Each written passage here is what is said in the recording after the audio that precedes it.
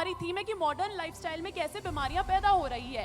तो modern lifestyle में आखिर ऐसा क्या आ गया है कि हम देख रहे हैं कि एक ड्राइवर बस चला रहा है और उसे तुरंत हार्ट अटैक आ जाता है। एक 21 से 18 साल का लड़का अगर वो जिम में एक्सरसाइज कर रहा है तो उसे साइलेंट अटैक आ जाता है। ये साइलेंट अटैक आखिर बहुत ज्यादा केसेस इसके अब इस दौर में बढ़ गए हैं क्या डॉक्टर योगेश? साइलेंट अटैक मतलब मरीज को कोई सिम्टम्स नहीं है और एकदम से उसको अटैक आ गया। तो साइलेंट अटैक एक्चुअली तो डायबिटीज़ के जो मरीज़ होते हैं उसमें कई बार अटैक आता है, और साइलेंट अटैक मतलब चेस्ट पेन नहीं हुआ और मरीज़ को अटैक आ गया। तो ऐसा यूजुअली डायबिटीज़ के मरीज़ों को देखा जाता है कि उनको चेस्ट पेन नहीं होता है, जबकि सांस फूलना उनका प्रमुख सिम्टम होता है। तो ये तो जब होता है जब कोई सिम्टम्स आ रहे हैं। एक होता है सडन अटैक आ जाना, जैसे कि आप जो आजकल एक विषय है, गंभीर विषय है कि चलते चलते एकदम से या फिर डांस करते करते या अचानक ही कोई ड्राइव कर रहा है और उसको अटैक आ गया, तो इसको बोलेंगे हम सडन अटैक आ जाना। इसके जो कारण हैं वो वही हैं, लेकिन बस ये है कि ये पहले से ज्ञात नहीं है और सडनली कुछ ऐसा हमारे शरीर में अचानक ही रुकावट आ जाए ब्लड की वेसल्स में, या फिर उसकी हृदय की गति जो है अनियमित हो जाए और हृदय धड़कना बंद कर दे, तो इसको हम साइलेंट अटैक बोलेंगे।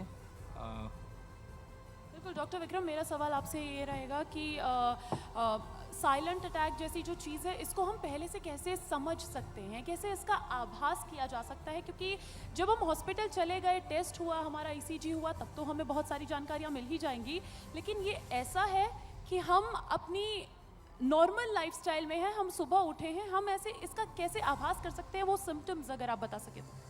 आपका क्वेश्चन बहुत इंपॉर्टेंट है, लेकिन उसका स्टार्टिंग में करूंगा जो आपने पहले पूछा था कि यंग एज में क्यों हार्ट अटैक की प्रवृत्ति बढ़ रही है। तो बेसिकली मल्टीपल रीज़न है।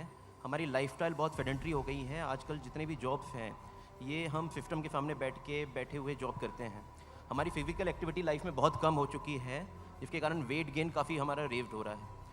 दूसरा यह है कि स्ट्रेस लेवल बहुत ज़्यादा घर कर चुका है। छोटे बच्चों से लेके हम सब एडल्ट जितने बैठे हुए हैं, हम परफॉर्मेंस बेस्ड स्ट्रेस में जीते हैं। जितना अच्छा परफॉर्मेंस कर पाएंगे उतना अच्छा हमारा प्रमोशन हो पाएगा। तो everybody facing the stress. This is the second thing. Because of the stress हम सब्सटेंस अब्यूज़ की तरफ जाते हैं। Alcohol, smoking. एल्कोहल से हम फिर हमारा जो फैट है बॉडी का वो बढ़ रहा है। स्मोकिंग से हमारे शरीर में खून का थक्का प्रवृत्ति बढ़ रही है। ये चीज़ें, और साथ में हमारा फास्ट फूड। हम जब स्ट्रेस ईटिंग करते हैं तो हम बहुत ज़्यादा फ्राइड चीज़ें या फैट वाली चीज़ों का सेवन ज़्यादा करते हैं। इन सब चीज़ों के कारण हमारे यंग एज में रिस्क बढ़ जाता है। ये एक है। साइलेंट अटैक सर ने जैसे बताया कि साइलेंट अटैक के सिम्टम्स जो होते हैं वो क्लासिक नहीं होते जो हार्ट अटैक के होते हैं। क्लासिक सिम्टम हार्ट अटैक के क्या होते हैं? छाती में तीव्र दर्द होना। जो दर्द हमारे शोल्डर में जा सकता है, हमारे नेक में जा सकता है, हमारे जबड़ों में जा सकता है। हमें बहुत अत्यधिक पसीना आ सकता है, घबराहट हो सकता है, सांस फूल सकती है। नॉर्मली जो ऐसे पेशेंट्स होते हैं इनमें ये क्लासिक सिम्टम्स नहीं होते। हल्का छाती में दर्द, सांस फूलना थोड़ा बहुत होता है, जो कि हम या कॉमन जनता जो होती है एसिडिटी या गैस्ट्राइटिस समझ के इग्नोर करती है लंबे समय तक, और सडनली फिर वो बीमारी बहुत ज़्यादा बढ़ने के बाद प्रेसिपिटेट होती है। इसलिए हम इसे पकड़ नहीं पाते अर्ली एज में। तो आपने सही कहा, इसे अर्ली एज में कैसे पकड़ें? तो उसका 2-3 तरीके हैं जी। आपका लाइफस्टाइल मॉडिफिकेशन तो हम उस पर बाद में बात करेंगे। अगर आपके पारिवारिक कोई ऑलरेडी डायग्नोसिस है कि आप फैमिलियर डायबिटीज से जूझ रहे हैं, फैमिलियर लिपिड आपका बहुत बड़ा हुआ है, हाइपरटेंसिव की हिस्ट्री है, तो आप अपने परिवार के सदस्यों का समय समय पे चेकअप करवाएं। अगर कोई नहीं है फैमिली हिस्ट्री तो 1 साल में कराएं, फैमिली हिस्ट्री तो 6-6 महीने में कराएं। कॉन्शियस लाइफस्टाइल जो रहेगी वो आपको बचाएगी, और आपका consciousness towards your life, towards your food will save you. मतलब हार्ट की जो डिजीजेज हैं उसकी भी फैमिली हिस्ट्री और जेनेटिक एक Right, इम्पैक्ट right. देखने को मिलता है। Right. डॉक्टर केतन हमारे साथ बने हुए हैं। डॉक्टर केतन, आजकल की मॉडर्न लाइफस्टाइल का हम मुद्दा इससे भटकेंगे नहीं, क्योंकि सब कुछ मॉडर्न लाइफस्टाइल के इतर ही होना चाहिए इसका डिस्कशन। मोटापा और हाई ब्लड प्रेशर, शुगर, ये वाली जो बीमारी है ये हमारी किडनी पर कैसे असर डालती है? Thank you. ये क्वेश्चन बहुत इंपॉर्टेंट है। अगेन, जैसा कि हार्ट इंपॉर्टेंट है, किडनी भी इंपॉर्टेंट एक विषय है। जैसा कि आपने क्वेश्चन पूछा, मोटापा, ब्लड प्रेशर और डायबिटीज़, ये तीनों ही चीज़ें किडनी पे बुरा असर डालती हैं। कैसे? ये मोटापा जैसा जितना कि आपका बॉडी सरफेस एरिया होगा उतना ब्लड फ्लो किडनी में ज़्यादा रहता है। जितना ब्लड फ्लो ज़्यादा रहेगा, परफ्यूजन प्रेशर मतलब किडनी को परफ्यूज़ करना, किडनी का काम है ब्लड को प्योर करना, फिल्टर करना। जितना ब्लड उसमें ज़्यादा जाएगा उस पर उतना दबाव बनेगा, उतना प्रेशर बनेगा। जितना परफ्यूजन प्रेशर होगा उस पर उतना ही जल्दी वियर एंड टियर होगा। जैसा कि जितना ज़्यादा मशीन चलेगी, जितना लोड उस पर होगा, मशीन उतनी ही जल्दी ख़राब भी होती है। तो किडनी का भी वही है। ब्लड प्रेशर ज़्यादा होना, अगेन प्रेशर ज़्यादा होता है। प्रेशर ज़्यादा होने के कारण किडनी के जो नेफ्रॉन्स रहते हैं, जो माइक्रोस्कोपिक उसकी फैक्ट्रीज रहती हैं जो कि यूरिन बनाती हैं, ब्लड प्योर करती हैं, उसमें वियर एंड टियर होता है। और अगेन फिर धीरे धीरे जिसको हम क्रोनिक किडनी डिसीज़ बोलते हैं, ये चीज़ें जो हैं, क्रिएटिनिन एक मापदंड रहता है किडनी के फंक्शन का। तो क्रिएटिनिन की वैल्यू जैसे ऊपर जाने लगती है, वाटर फिल्ट्रेशन किडनी का वो ख़राब होने लगता है और वाटर की मात्रा हमारे शरीर में बढ़ने लगती है। तो आमतौर पे हम कई बार देखते हैं किडनी ख़राब होने पे सूजन आना, दोनों पैरों में सूजन आना, बॉडी में सूजन आना। तो इस तरह से मोटापा और ब्लड प्रेशर और डायबिटीज़ किडनी को ख़राब कर सकती हैं। अच्छा डॉक्टर विक्रम, मेरा सवाल अब आपसे है। मेरा सवाल ये है कि कहते हैं कि शरीर की उम्र अलग होती है, दिल की उम्र अलग होती है। डॉक्टर विक्रम आपसे, और एक दिल जो है जब से एक इंसान पैदा होता है तब से धड़कना शुरू होता है और लास्ट तक वो एक ऐसा ऑर्गन है जो सांस नहीं लेता, राहत नहीं लेता, और सांस लेता है तो आपकी ज़िंदगी ख़त्म हो जाती है। तो ये शरीर की उम्र अलग है, दिल की उम्र अलग है, इसको कैसे समझा जा सकता है? डेफिनेटली शरीर की उम्र और हार्ट की एज टोटली डिफरेंट होती है। मैं आपको एग्जांपल भी समझाता हूँ। सपोज़ करिए कोई यंग है, 30-35 ईयर मेल है या फीमेल है, जिनकी लाइफस्टाइल सेडेंट्री है, वो सिस्टम के सामने बैठ के काम करते हैं, फिजिकल एक्सरसाइज बहुत कम है, आपकी ओवर ईटिंग है, स्ट्रेस लेवल जो मैंने आपको पहले भी बताया था बहुत ज़्यादा है, सब्सटेंस अब्यूज़ है, आप बहुत ज़्यादा स्मोकिंग अल्कोहल में हैं और फिजिकल एक्टिविटी बहुत कम है। तो इनकी ऑल्दो एज बहुत कम है, लेकिन जो हार्ट का रिस्क फैक्टर है टुवर्ड्स लाइफस्टाइल डिजीज़ वो बहुत ज़्यादा है। इसके कंपेयर में अगर कोई 50 ईयर मेल है जो योगा करते हैं, हेल्दी हैं, प्राणायाम करते हैं, उनका हार्ट ज़्यादा तंदुरुस्त है as compared to other patient जो यंग है और जो सब्सटेंस अब्यूज़ में है, जिनकी लाइफस्टाइल ख़राब है। राइट? ठीक है। अच्छा डॉक्टर योगेश, क्या जो आजकल की बीमारी हो गई है, मोटापा या फिर डायबिटीज़, उनके पेशेंट्स को हार्ट की बीमारी का ज़्यादा खतरा रहता है क्या? बिल्कुल। मोटापा जो है वो एक आजकल एक कॉमन हो गया है। आज देखा जाता है कि करीब करीब 20% जो व्यक्ति हैं मोटापे से ग्रसित हैं। और डायबिटीज़ अभी भारत में डायबिटीज़ के मरीजों की संख्या विश्व में सबसे ज़्यादा है। तो डायबिटीज़ और मोटापा दोनों ही विशेष कारक हैं हार्ट डिसीज़ के। तो डायबिटीज़ के मरीज़ों में हार्ट डिसीज़ और काफ़ी कॉमन पाई जाती है। इसके अलावा मोटापा, मेटाबॉलिक सिंड्रोम, जिनका कोलेस्ट्रॉल ज़्यादा है, ये भी अन्य कारक हैं जो कि हार्ट डिसीज़ को उत्पन्न करते हैं। अच्छा डॉक्टर योगेश, मेरा सवाल आपसे रहेगा, क्योंकि सबसे पहले तो आप लोगों से रहेगा यहाँ पर कौन कौन ऐसा है जो आपके दिल में थोड़ा सा दर्द हो रहा होता है या फिर नेक में स्टिफनेस हो रही होती है, तो आप गूगल कर लेते हैं, गूगल करके आपको तमाम रिजल्ट्स आते हैं और उसमें ये ज़रूर आता है कि आपके पास बस ज़िंदगी का अब 1 महीना बचा है, और वो अलग पैनिक क्रिएट करता है। तो डॉक्टर योगेश, ये जो गूगल वाला हमारा कल्चर डेवलप हो गया है कि हम डॉक्टर के पास जाने से पहले खुद ही एक डॉक्टर, खुद को सेल्फ एक्लेम डॉक्टर बन जाते हैं, इस पर आप क्या कहेंगे? इसके बारे में थोड़ी और अवेयरनेस होने की ज़रूरत है समाज में। बिल्कुल। ये गूगल वाली जो प्रैक्टिस है वो मुझे लगता है कि हेल्थ के केस में तो अवॉइड करना चाहिए, क्योंकि कई सारे सिम्टम्स ऐसे होते हैं जो कि कई सारी बीमारियों में मैचिंग होते हैं।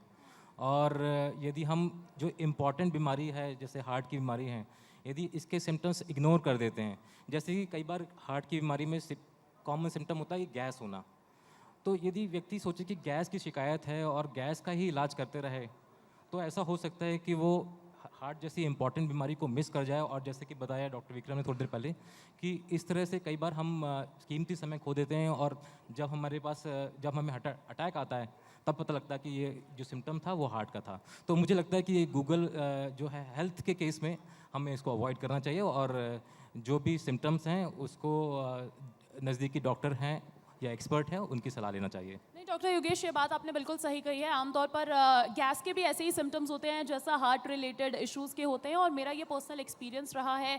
मेरे एक नोन ने एसिडिटी की खुद को कर लिया था लेकिन वो अगले दिन उठ नहीं पाए। तो देखिए हम आमतौर पर इस तरीके की चीज़ें देख रहे हैं और यही वजह है कि इस तरीके के हेल्थ कॉन्क्लेव को आयोजित करने का एक छोटा सा प्रयास विस्तार न्यूज़ ने भी किया है। और डॉक्टर केतन, अब मैं आपका रुख करना चाहूँगी। हाल ही में हम लोग मूवी थिएटर्स में गए होंगे, बहुत सारी अच्छी अच्छी मूवीज़ आई है, सैयारा की बात कैसे ना करें। अच्छा, इस मूवी थिएटर में एक छोटा सा डिस्क्लेमर आता है, तंबाकू, बीड़ी, सिगरेट आपके लिए हानिकारक है। ये तंबाकू, बीड़ी, सिगरेट हमारे ब्लैडर को कैसे अफेक्ट करती है और क्या इसका ताल्लुक किडनी कैंसर जैसे एक बड़ी बीमारी के साथ है? डॉक्टर केतन। देखिए, ये आम धारणा है कि तंबाकू या सिगरेट या टोबैको किसी भी फॉर्म में हम यूज़ करते हैं तो सिर्फ और सिर्फ हार्ट पे अफेक्ट करता है। हार्ट अफेक्ट होता है लेकिन पूरी बॉडी के दूसरे अंग भी काफ़ी इसमें अफेक्ट होते हैं, जिसमें एज ए यूरोलॉजिस्ट मैं आपको समझाना चाहूँगा कि ब्लैडर का कैंसर, ये जो भी स्मोकिंग करता है, एक्टिव स्मोकिंग, उसमें 30 से 40% ज़्यादा चांस रहता है कि किसी को भी ब्लैडर का कैंसर हो एक्टिव स्मोकिंग से। इसका एक उदाहरण ऐसा है कि कितने भी हमारे वेस्टर्न कंट्रीज़ हैं, लाइक जर्मनी, ऑस्ट्रिया, फ्रांस, इसमें बहुत स्मोकिंग बहुत रैम्पेंट है। मैं ये नहीं कहूँगा कि इंडिया में नहीं होती है, लेकिन वहाँ पे उनके सिस्टम भी ऐसे हैं, बहुत ज़्यादा कैंसर होता है और वो तुरंत पकड़ लेते हैं। हमारे यहाँ ऐसी कोई जागरूकता नहीं है। स्मोकिंग करने के कारण ब्लैडर कैंसर बहुत ज़्यादा होता है, 15 से 20% ज़्यादा चांस रहता है कि किडनी में भी कैंसर हो, और हमारे यहाँ कोई ऐसी जागरूकता इसके प्रति बताई भी नहीं जाती है। और ज़्यादातर आमतौर पे ये सब चीज़ें टोबैको का सेवन करने से फिर पेशेंट को एकदम अर्ली स्टेज में आए तो बहुत अच्छी बात है, नहीं, लेकिन अगर बहुत एडवांस स्टेज में जब आते हैं तो फिर हमारे पास कुछ ज़्यादा करने के लिए रहता नहीं है। ठीक है डॉक्टर विक्रम, अब मैं आपके पास आना चाहूँगी। देखिए जंक फूड का ज़माना है। मैंने तो इस कॉन्क्लेव की शुरुआत भी जब इंट्रोडक्शन दे रही थी तो मैंने तो जंक फूड के एक चटके के साथ की थी कि we generally switch to that kind of lifestyle. लेकिन अभी देखिए भारत अमेरिका के बीच टैरिफ वॉर चल रहा है। अमेरिकी राष्ट्रपति डोनाल्ड ट्रंप ने 50% टैरिफ लगा दिया। इसी बीच इंदौर से मंत्री कैलाश विजयवर्गीय युवाओं से अपील करते हैं, जनता से अपील करते हैं कि ये मैकडॉनल्ड्स, KFC इसका कल्चर छोड़िए। तो ये जो हमारा मैकडॉनल्ड्स, KFC, बर्गर किंग, इसका जो कल्चर है, ये जंक फूड हमारे हार्ट पे किस तरीके से असर डालता है? आसान शब्दों में डॉक्टर विक्रम। मैं आपको कुछ डाटा पहले शेयर कर दूं। जो फरके और डॉक्टर केतन की बात हो रही थी, हम सेकंड लार्जेस्ट कंट्री हैं after China who are suffering for diabetes. In India, out of every 4 person 1 is hypertension. Around obesity is doubled in last 20 years in India. It's all because of junk food traditions. जब आप junk food लेते हैं, junk food are very attractive, advertisement बहुत ज़्यादा होता है, they are easily available and food addictive. Yes, junk foods they increase the, वो क्या करते हैं, जंक फूड जो हमारी नफ़ें होती हैं उसमें थक्का बनने की प्रवृत्ति बढ़ाता है। हमारा जो बैड कोलेस्ट्रॉल होता है, LDL, शरीर में वो बढ़ाता है। इससे हमें शरीर में प्लाक बनता है, और अगर पेशेंट को डायबिटीज़ है, हाइपरटेंशन है, प्लाक टूट के हार्ट अटैक का खतरा हमारा काफ़ी ज़्यादा इवन यंग एज में बढ़ जाता है। जो पीडियाट्रिक एज ग्रुप है, MP जो है, मध्य प्रदेश में 50,000 बच्चे 14 उम्र के नीचे जो हैं डायबिटीज़ से सफ़र कर रहे हैं। It's all because of junk food. तो ये देखना पड़ेगा सरकार को भी, हमें भी, क्योंकि जंक फूड का एडवर्टाइजमेंट बहुत व्यापक तौर पे होता है, ईजिली अवेलेबल है, फूड एडिक्टिव बहुत ज़्यादा है। तो हमें ध्यान रखना पड़ेगा, हमारे लिए भी, हमारे परिवार के लिए भी, बच्चों के लिए भी। अच्छा डॉक्टर योगेश, मेरा सवाल आपसे है। We talk about gender equality. हम आज के समाज में जेंडर इक्वालिटी की बात करते हैं, लेकिन जो बायोलॉजिकल डिस्क्रिमिनेशन है एक औरत एक पुरुष के बीच में, उसको वी कांट डिनाई। तो क्या हमारा हार्ट भी डिस्क्रिमिनेट करता है महिला का और पुरुष का, इनका जो इस तरीके से ऑपरेट होता है उसको लेकर? डॉक्टर योगेश। जी बिल्कुल। आमतौर पर देखा गया है कि महिलाओं में ये जो बीमारी है वो थोड़ी देर के बाद आती है। मतलब पुरुषों में थोड़ी जल्दी होती है, महिलाओं में लगभग 1 दशक बाद देखी जाती है। मतलब सेम बीमारी? हाँ, सेम बीमारी। तो हार्ट की जो बीमारियाँ, उसका एक जो कारण है वो है जो महिलाओं में एस्ट्रोजन होता है, जो रिप्रोडक्टिव एज ग्रुप होता है, उसमें उसकी बहुलता होती है, तो वो इसका एक प्रोटेक्टिव इफेक्ट होता है। तो महिलाओं में ये बीमारी थोड़ी लेट आती है, लेकिन इसके साथ में जब जैसे एज बढ़ती है, लाइक 70 साल के लगभग, ये जेंडर इक्वालिटी लगभग बराबरी हो जाती है, इसमें पुरुषों और महिलाओं में बराबरी देखी जाती है। लेकिन एक और फ़र्क है कि महिलाओं में जो बीमारी होती है वो काफ़ी सीवियर होती है, क्योंकि नसें जो होती काफ़ी छोटी होती हैं। तो जैसे कि हम ऑपरेशन करते हैं तो हम देखते हैं कि महिलाओं की बीमारी जो होती है वो उसको ट्रीट करना थोड़ा हमारे लिए ज़्यादा डिफ़िकल्ट काम होता है। तो और इसके अलावा महिलाओं में जो रिस्क होती है किसी तरह के इंटरवेंशन की, सर्जरी की, वो बढ़ जाती है। बिल्कुल डॉक्टर योगेश, आप सही कह रहे हैं। तो कुल मिलाकर हम महिलाएं थोड़ा सा पीछे हो सकती है डायग्नोसिस में, लेकिन अच्छा मेडिकल साइंस में ये बोला जाता है क्योंकि we are also talking about continuous medical education. लोगों में वो चीज़ अवेयरनेस होनी चाहिए। ऐसा नहीं है कि एक डॉक्टर ही सब कुछ जाने, बट थोड़ी अवेयरनेस ऑलवेज हेल्प्स। ऐसे में डॉक्टर विक्रम, डायग्नोसिस करना आप लोगों के लिहाज से मैं पूछ रही हूँ, is it the key in medical operation? जैसे आपने कहा कि महिलाओं और पुरुषों में जो डायग्नोसिस है वो बड़ा डिफरेंट एज ग्रुप पे होती है। पुरुषों में एक्चुअली जो सिम्टम्स हैं वो क्लासिकल होते हैं, जैसे मैंने आपको बताया था कि छाती में दर्द जो रिफ़र होता है शोल्डर में, नेक पे, जॉव पे। महिलाओं में कई बार वो जो सिम्टम्स होते हैं वो हल्के होते हैं। इसमें पीछे एक कल्चरल नोशन भी है कि महिलाएं हमारी रोज़मर्रा के काम में इतनी ज़्यादा बिजी रहती हैं कि छोटे सिम्टम्स को इग्नोर कर देती हैं। हमारी जितनी स्टडीज़ हैं वो ज़्यादातर मैन ओरिएंटेड होती हैं, तो इसमें हमारे जो फीमेल ओरिएंटेड प्रोग्राम है या अवेयरनेस प्रोग्राम है वो कहीं ना कहीं लैग कर रहे हैं गवर्नमेंट के साइड पे, हमारे साइड से। उस पर हमें काम करने की आवश्यकता है। अच्छा, एम्स मैं भी गई थी, वहाँ पे जाने के बाद आप लोग बहुत टाइम लगाते हैं, मिलते नहीं हैं। नहीं, अच्छे पे देखते हैं इसलिए समय लगता है, जो एम्स का जल्दी होता है। एक्सपीरियंस किसका रहा? एम्स का एक्सपीरियंस, ये तीनों एम्स से है। नहीं, धीमी आंच का खाना हमेशा स्वादिष्ट होता है, जो जल्दी पकता है वो जल मुझे जब जाता पता है। चला एम्स के डॉक्टर्स का मुझे पैनल करना है तो तहे दिल से खुशी हुई थी। वो डॉक्टर जो मुझे 2 मिनट देखते हैं, 2 मिनट उनके लिए तरस जाती हूँ मैं। अच्छा, 10-10 सेकंड में आप तीनों का ही रिएक्शन चाहूंगी। आप जैसे फिट और हैंडसम कैसे बना जा सकता है? आप फिट लग रहे हैं।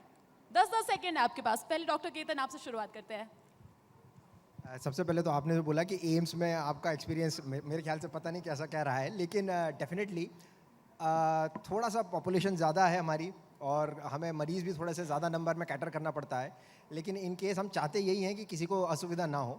दूसरा, आपने पूछा कि फ़िट कैसे रहते हैं। फ़िट का आप पूरा पहले पूछ ही चुके हैं, तो उसका यही है कि बाहर का खाना कम खाएं, घर का खाना हमेशा प्रेफर करें, पैक्ड फूड्स और जो कि प्रिजर्व्ड फूड्स हैं उससे दूर रहें, कोल्ड ड्रिंक से बचें और स्मोकिंग और टोबैको का कम इस्तेमाल करें। यही है। आइडियल लाइफस्टाइल जी। डॉक्टर विक्रम, आप नहीं, फिट एंड हैंडसम वाला सवाल। हैंडसम तो सर हैं, डॉक्टर केतन हैं। आप भी हैं। Thank you. तो खान पान का बिल्कुल डॉक्टर केतन ने सही बोला कि घर का जो खाना है, लेकिन खाने के साथ समय भी उतना ही इम्पोर्टेंट है। अगर सही खाना सही समय में खाएंगे तो ही वो ज़्यादा अच्छा होगा। ये फर्स्ट थिंग है।